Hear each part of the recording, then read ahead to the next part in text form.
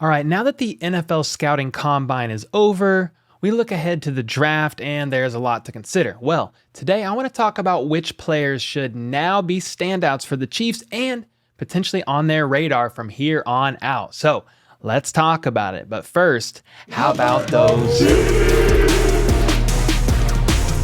What's up, guys? My name is Cole, and if you love the Kansas City Chiefs, make sure to sub and turn notifications on because I'm doing daily news about our favorite team. Okay, the NFL Scouting Combine is done, and over 300 draft prospects interviewed and worked out in front of all 32 teams last week. Many improved their draft stock, and others maybe not so much. Well, which players were potential standouts for the Chiefs and should now be on their radar?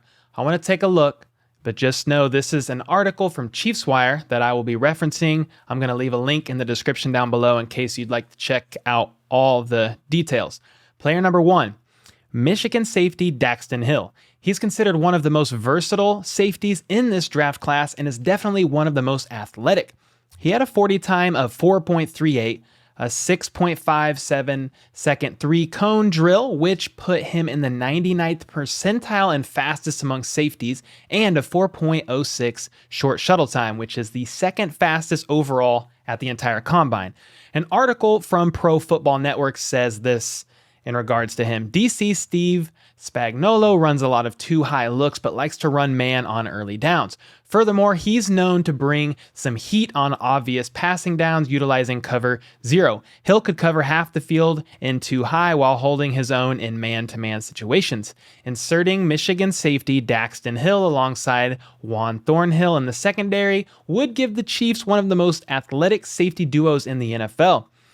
Yeah, so we are not sure if Tyron is going to be back with him testing the free agent market, and the way he's acting on Twitter, I don't even know if he wants to be back here. I have no idea. So safety is definitely a priority for the Chiefs, and I would think one of the first considerations in the draft for them.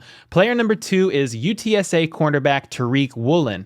I dropped a video yesterday on Shavarius Ward being a highly sought-after cornerback in free agency, and he may get offered a bag, more than the Chiefs are going to be willing to pay, and we may be looking for cornerback help in the draft and in free agency as well. Tariq could be that fit.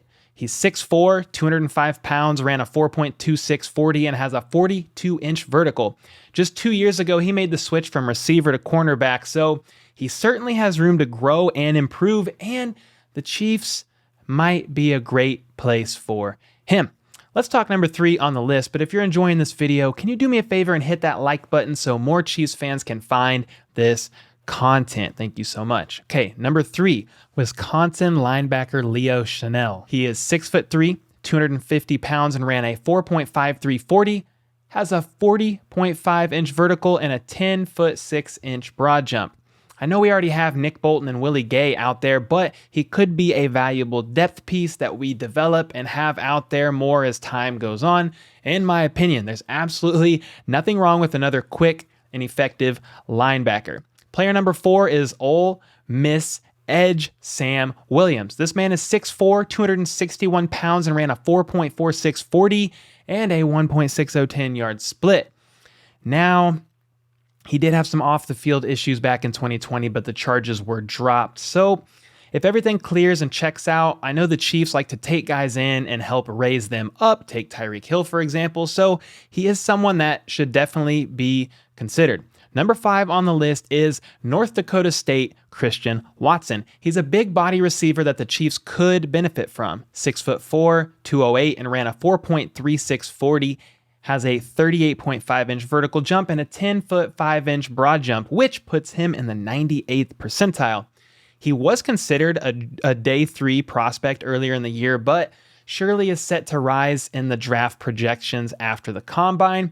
He's still someone the Chiefs should keep eyes on regardless. What are your thoughts on these guys? Do you like any of these prospects?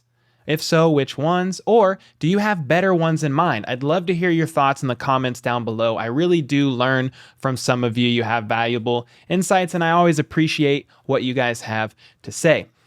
My thoughts here are with Tyron and Ward possibly gone next season, we definitely need to consider a safety and a cornerback high in the draft. And a wide receiver is also a good idea as well. Of course, as an edge rusher, we need to work on that D line.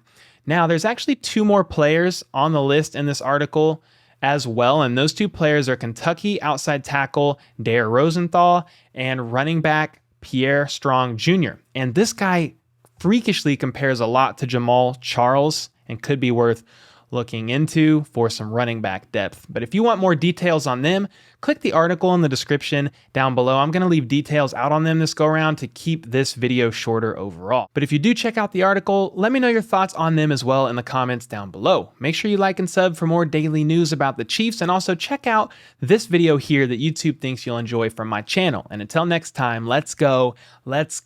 How about those